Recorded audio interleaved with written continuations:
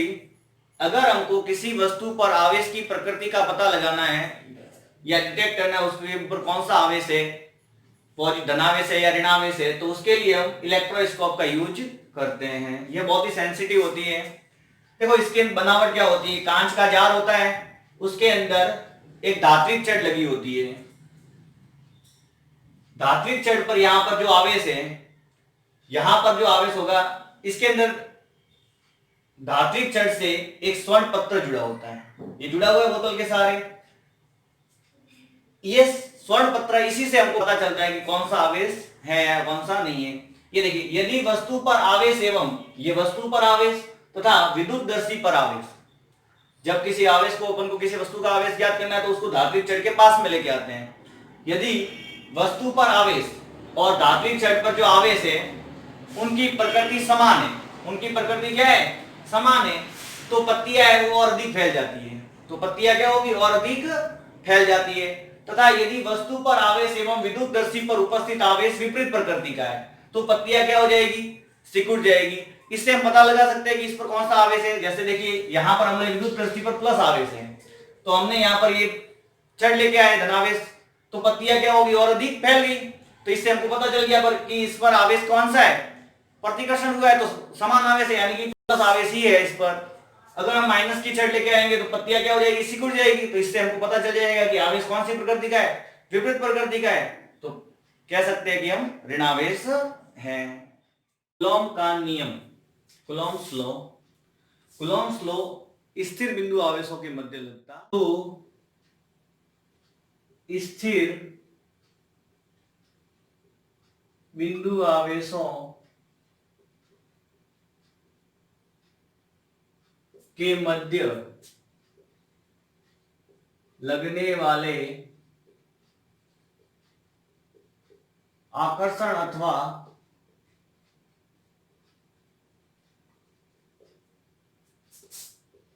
प्रतिकर्षण बल का मान।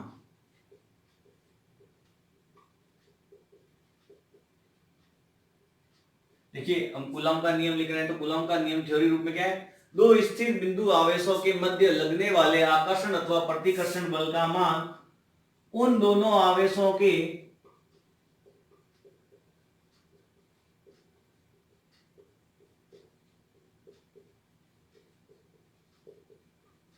गुणनफल के समानुपाती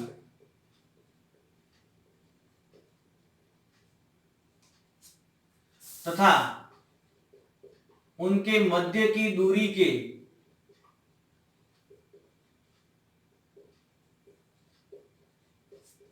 वर्ग के व्युत्क्रमानुपाती होता है।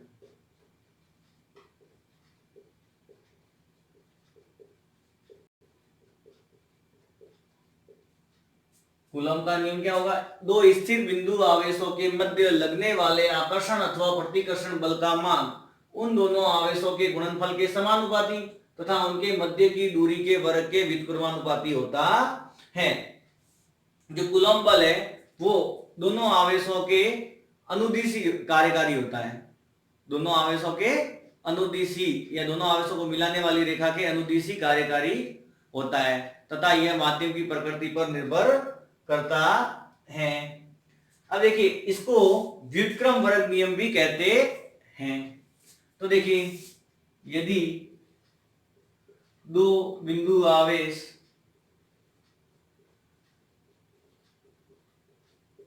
Q1 व Q2 r दूरी पर स्थित हो तो कूलॉम बल F समानुपाती Q1 Q2 और F व्युत्क्रमानुपाती 1/r²। दो इस देखिए अपन चित्र बना लेते हैं। देखिए Q1 और Q2 दोनों को कितनी दूरी पर है, r दूरी पर। तो इनके मध्य लगने वाले आकर्षण या प्रतिकर्षण बल का मान F, तो F का मान क्या होगा, F किसके समानुपाती है, देखो F उन दोनों आवेशों के गुणनफल के समानुपाती, तो Q1 और Q2 के गुणनफल के समानुपाती तथा उनके मध्य की दूरी के वर्ग के व्युत्क्रमानुपाती है। अतः F समानुपाती क्या हो जाएगा, Q1 Q2 बटा r²। या F बराबर के Q1 Q2 बटा R स्क्वायर।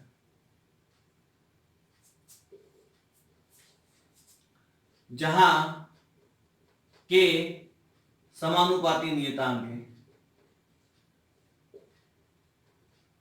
ठीक है, समानुपाती नियतांक जिसका मान क्या होता है ऐसा ही पद्धति में k इक्वल टू होता है 1/4 पाई एप्सिलॉन नॉट बराबर 9 इंटू 10 की घात 9 न्यूटन मीटर स्क्वायर बटा कूलम स्क्वायर। ये k का मान होता है तथा यहां एप्सिलॉन नॉट बराबर निर्वात या इसको एप्सिलॉन बोलते हैं। Epsilon naught is equal to निर्वात या वायु की विद्युतशीलता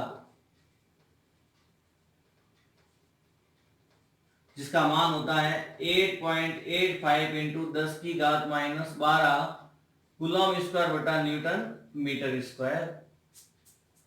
अतः निर्वात में बल F बराबर 1/4 pi epsilon not Q1 Q2 बटा R स्क्वायर। तो ये आ जाएगा आपके निर्वात में बल। देखिए एप्सिलॉन नॉट की विमा क्या होगी? Epsilon naught is equal to F बराबर यदि Q1 बराबर Q2 बराबर 1 कूलम हो तथा R बराबर यदि Q1 बराबर Q2 बराबर 1 कूलम हो तथा R बराबर 1 मीटर हो तो F बराबर क्या हो जाएगा 1/4 पाई एप्सिलॉन नॉट जिसका मान होता है 9 इंटू 10 की घात 9 न्यूटन। अर्थात निर्वात या वायु में परस्पर 1 मीटर दूरी पर रखे दो समान परिमाण के आवेशों के मध्य यदि 9 इंटू 10 की घात 9 न्यूटन बल कार्यरत हो तो प्रत्येक आवेश का परिमाण 1 कूलम के तुल्य होता है। अब माध्यम के लिए बल F बराबर हो जाएगा 1/4 पाई एप्सिलॉन Q1 Q2 बटा R स्क्वायर F M। अब आपको बताएं जहां Fm बराबर 1/4 पाई एप्सिलॉन Q1 Q2 बटा R स्क्वायर जहां एप्सिलॉन बराबर माध्यम की निरपेक्ष विद्युतशीलता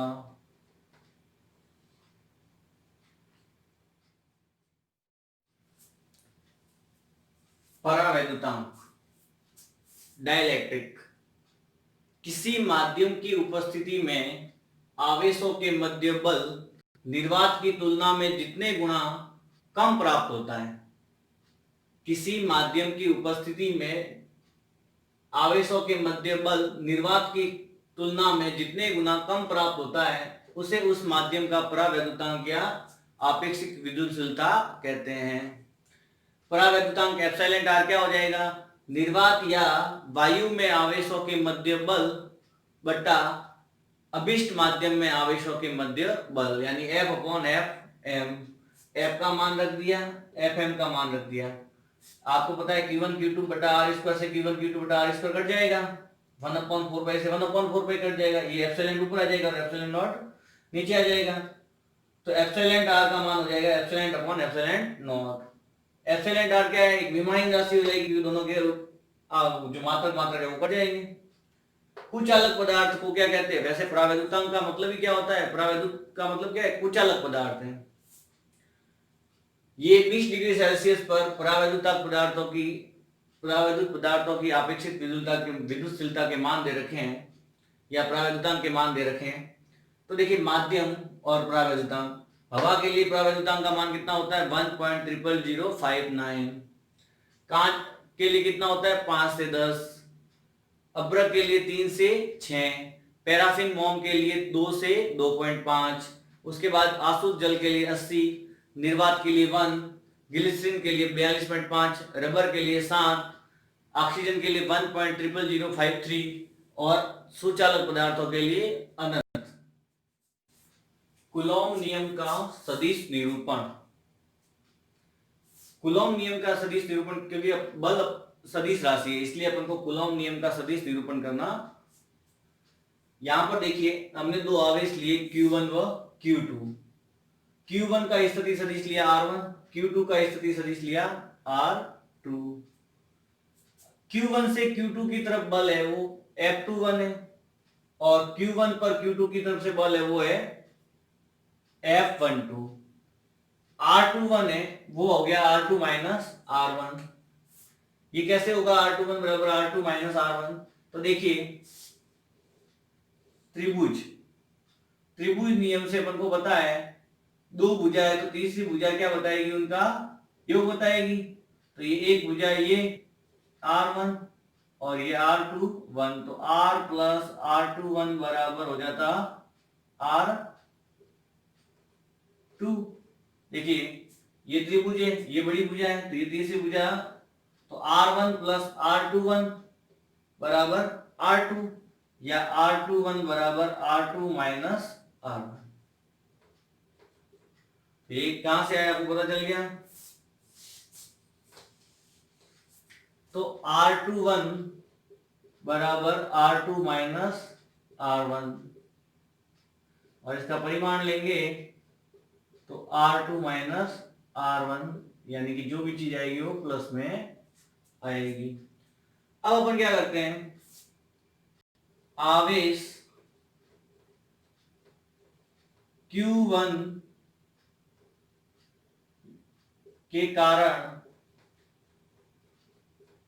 Q2 पर बल कूलॉम नियम से, कूलॉम नियम से। तो देखिए Q1 के कारण Q2 पर बल है, तो F21 सदिश बराबर K Q1 Q2 बटा R21 सदिश का स्क्वायर और R21 कैप। समीकरण नंबर 1। आवेश Q2 के कारण Q1 पर बल कूलॉम नियम से क्या हो जाएगा, F12 सदिश is equal to K Q1 Q2 बटा R12 का स्क्वायर और R12 का कैप। चूंकि R12 cap is equal to हो गया माइनस R21 कैप, अतः F12 इज इक्वल टू, यहां पर ये भी कर लेते हैं कि R12 का परिमाण है वो बराबर होगा R21 के परिमाण के, अतः F12 क्या हो जाएगा, K Q1 Q2 बटा R21 का स्क्वायर और माइनस R21 कैप, या F12 सदिश बराबर माइनस K Q1 Q2 बटा R21 का स्क्वायर और R21 कैप, या F12 सदिश बराबर माइनस, ये मान किसका हो रहा है, F21 का। अर्थात क्या होगा, एक आवेश द्वारा दूसरे पर लगने वाला बल क्या होगा, परिमाण में समान तथा दिशा में विपरीत होगा। यह इसका आप कह सकते हैं कि क्रिया का प्रतिक्रिया की प्रतिक्रिया, यानी कि क्रिया प्रतिक्रिया का बल, ये न्यूटन के तीसरे नियम पर आधारित है। कूलॉम नियम के महत्वपूर्ण तथ्य। कूलॉम के नियम के कुछ महत्वपूर्ण तथ्य हैं। अपन ने पढ़ा है कि कूलॉम का जो नियम है वो स्थिर बिंदु आवेशों के मध्य ही लगता है, तो क्योंकि गतिशील आवेशों के मध्य चुंबकीय बल भी कार्यरत होता है, अतः कूलॉम नियम सदैव स्थिर आवेश एवं बिंदुवत आवेश के मध्य ही लगता है। 10 की घात -15 मीटर की कोटि या इससे कम दूरियों के लिए दो आवेशों के मध्य कूलॉम बल लागू नहीं होता है। क्योंकि इससे कम दूरियों के लिए नाभिकीय बल होता है। कूलॉम नियम व्युत्क्रम वर्ग के नियम का पालन करता है तथा यह संरक्षी बल है। उदाहरण 1.6 एग्जाम्पल है 1.6 कि निर्वात में रखे दो बिंदुवत आवेशों के मध्य बल है वो क्या है 18 न्यूटन है। सबसे पहले तो पढ़ते लिख दो, निर्वात में बल F is equal to 18 newton. यदि 1 mm मोटाई तथा 6 परावैद्युतांक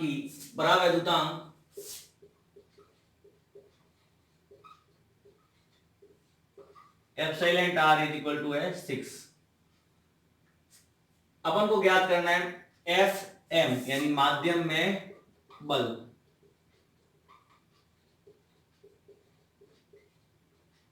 तो परावैद्युतांक की परिभाषा से, परावैद्युतांक की परिभाषा से क्या हो जाएगा? परावैद्युतांक की परिभाषा से एप्सिलॉन r बराबर होता है F अपॉन Fm। तो यहां से Fm बराबर क्या हो जाएगा? F अपॉन एप्सिलॉन r, या Fm बराबर मान रख दो 18/6 बराबर 3 न्यूटन। ये आंसर है।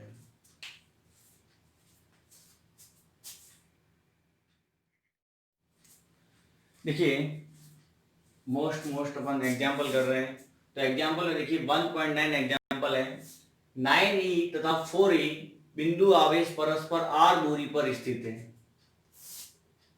ये 9e तथा ये 4e, इनके बीच की दूरी क्या है?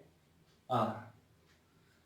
अब एक अन्य आवेश q दोनों आवेशों को मिलाने वाली रेखा पर कहाँ रखे कि वह संतुलन में रहे। तो हमने मान लिया यहां पर रख दिया q आवेश। तो इसकी दूरी ले ली अपन ने x की, x दूरी पर अपन ने रखा है। तो ये दूरी कितनी हो जाएगी? r minus x। क्लियर है? अब अपन को पता है, देखो इधर जो बल है वो अपन ने मान लिया F डैश, और इधर जो बल है वो मान लिया F। चित्र में Q के संतुलन के लिए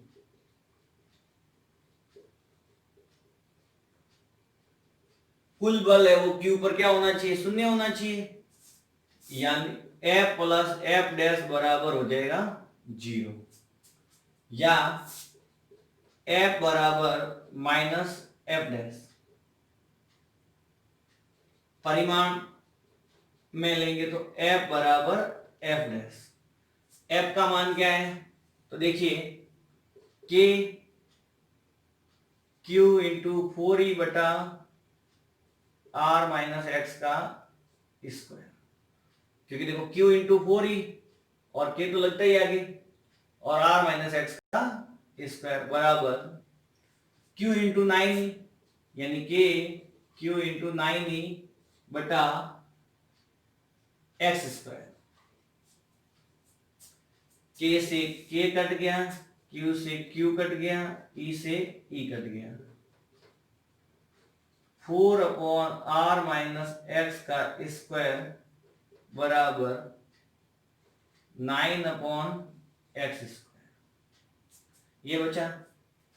यहां देखिए क्रॉस मल्टीप्लाई कर दे तो एक्स स्क्वायर बटा, पहले अपन क्या कर लेते हैं? दोनों का वर्गमूल ले लेते हैं। तो 4 का वर्गमूल क्या हो जाएगा? 2 बटा r माइनस एक्स बराबर 3 बटा एक्स। क्रॉस मल्टीप्लाई करेंगे तो 2x बराबर 3r माइनस 3x, यानी कि 3r बराबर क्या हो जाएगा? 5x, क्योंकि x इधर चला जाएगा तो प्लस का हो जाएगा, तो 2x और 3x प्लस के 5x, तो 3r बराबर 5x, या r बराबर हो जाएगा 5 बटा 3x। सॉरी, x बराबर अपन को मान निकालना है, तो x बराबर हो जाएगा 3 बटा 5 r, यानी हम कहां रखें? x बराबर 3/5 आर पर रखे तो दोनों तो क्यूब है वो क्या रहेगा, संतुलन में रहेगा।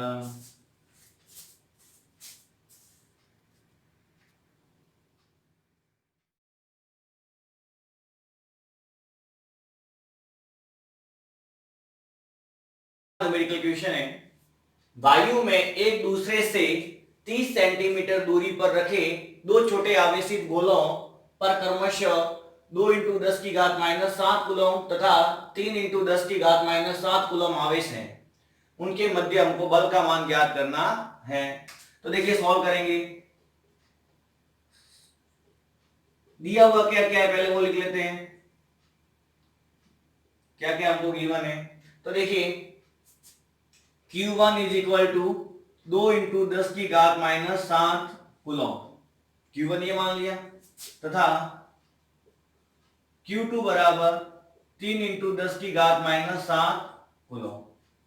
इन दोनों के मध्य की दूरी R बराबर 30 सेंटीमीटर है।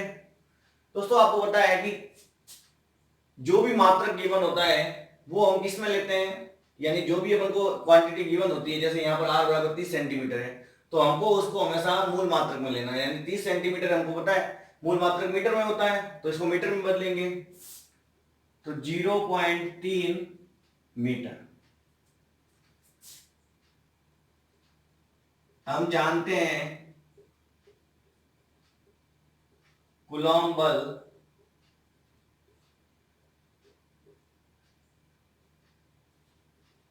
F is equal to K Q1 Q2 बटा R स्क्वायर। तो F बराबर K का मान आपको पता है 9 × 10⁹। Q1 का मान दे रखा है 2 × 10⁻⁷। Q2 का भी मान दे रखा है 3 × 10⁻⁷ और 0.3 का स्क्वायर। अब इनको हम सॉल्व कर देते हैं। तो देखिए 9, 2 × 3 कितने होंगे 6। अब 10 की घात देखिए यहां ऊपर कितनी है टोटल, माइनस की 14 है, 7 और 7 14, 14 में से 9 गए तो कितनी रहेगी -5, बट्टे में आ जाएगा 0.09। क्लियर है। जैसे ही हम इस पॉइंट को हटाएंगे यहां ऊपर 10 की घात 2 यानी 100 का पॉइंट हटेगा तो 2 जीरो लग जाएंगे ऊपर यानी 100। तो देखिए 9 से 9 कट गया तो क्या आया 6 × 10⁻³ न्यूटन। तो F का मान क्या आया 6 × 10⁻³ न्यूटन। देखो दोनों आवेश धनावेश है, यहां दोनों आवेश धनावेश है, अतः प्रतिकर्षण बल लगेगा, यानी बल की प्रकृति कैसी होगी प्रतिकर्षण।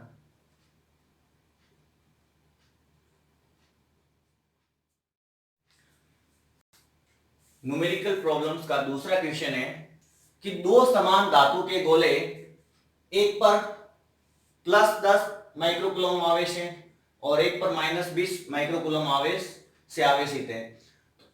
यदि इनको एक दूसरे से संपर्क में लाकर अलग अलग कर पुनः उसी दूरी पर रख दिया जाए तो दोनों अवस्थाओं में बलों का अनुपात ज्ञात करना है। तो देखिए सबसे पहले हमको क्या दिया हुआ है वो लिख लेते हैं। दिया है Q1 is equal to 10 microcoulomb, यानी कि 10 × 10⁻⁻6 कूलम। माइक्रो का मतलब क्या होता है 10⁻⁻6। Q2 is equal to -20 microcoulomb, तो -20 माइक्रोकूलम यानी -20 × 10⁻⁻6 कूलम। माना दोनों आवेशों के मध्य या मानो दोनों आवेश R दूरी पर है, अतः कूलॉम नियम से। तो कूलॉम नियम से क्या होगा, F इज इक्वल टू के Q1 Q2 बटा आर स्क्वायर बराबर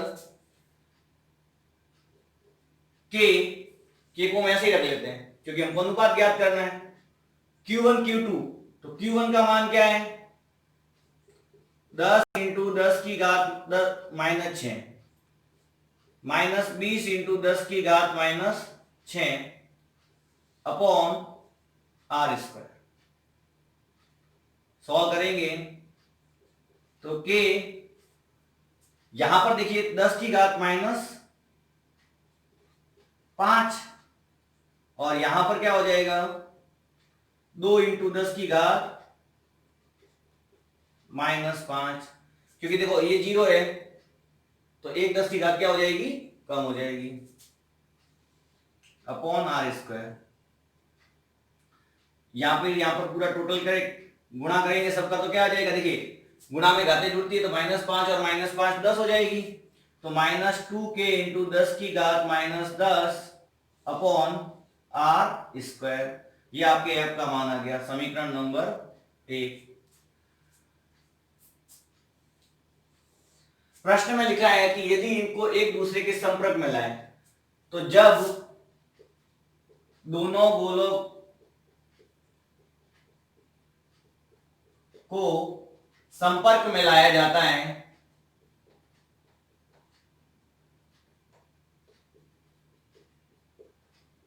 तब उनमें आवेशों का पुनर्वितरण होगा, पुनर्वितरण हो जाता है। अतः Q बराबर क्या हो जाएगा, दोनों गोलों पर समान आवेश हो जाएगा, तो Q बराबर Q1 प्लस Q2 बटा 2, Q1 प्लस Q2 बटा 2 हो जाता है। तब प्रत्येक गोले पर आवेश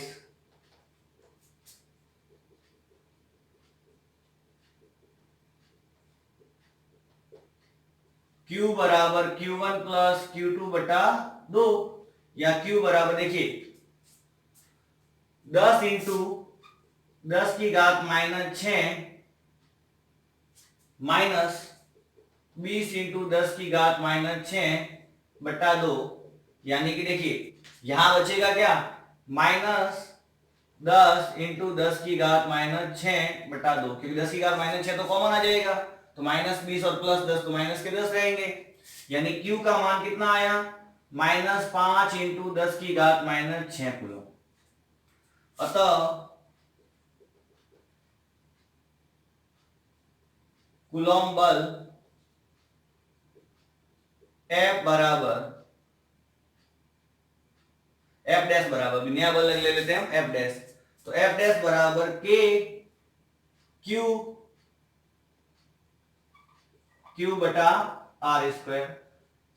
के Q का मान रख देते हैं -5 इंटू 10 की घात -6 -5 इंटू 10 की घात -6 बट्टे में आर स्क्वायर, -5 प्लस, तो प्लस का कितना हो जाएगा 25 इंटू 10 की घात -6 और 10 की घात -6 तो 10 की घात -12 अपॉन में आ जाएगा आर स्क्वायर, यानी हम लिख सकते हैं इसको 25k इंटू 10 की घात -12 अपॉन आर स्क्वायर।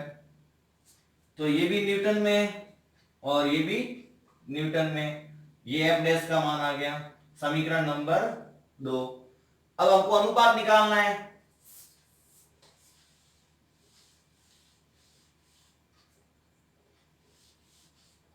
तो चूंकि F upon F dash is equal to क्या होगा, तो -2k इंटू 10 की घात -10 बटा आर स्क्वायर अपॉन 25k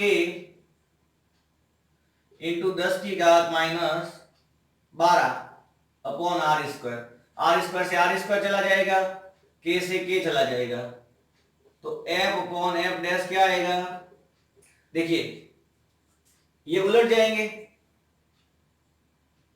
तो क्या होगा, -2 इंटू 10 की घात -10 अपॉन, नहीं उल्टेंगे यहां पर, देखिए -2 इंटू 10 की घात -10 रहा ऊपर से, यहां 25 इंटू 10 की घात -12 रहा, एफ अपॉन एफ डैश ऊपर आ जाएगा ये 10 की घात -12, यानी कि ऊपर रह जाएगा -2 इंटू 10 की घात 2, गुणा में भाग में घटेगा और घटेगी, प्लस के 12 हो जाएंगे 10 की घात, तो घटेंगे तो 10 की घात प्लस की 12 और माइनस के तो 2 रहेंगे 10 की घात, अपॉन में 25,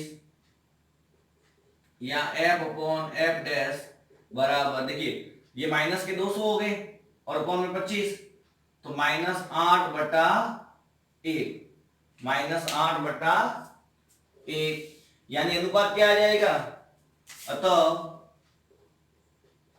एफ अनुपात एफ डैश, अतः एफ अनुपात एफ डैश क्या आ जाएगा, -8/1, तो दोनों बलों का अनुपात क्या आ गया अपने, एफ अनुपात एफ डैश -8/1।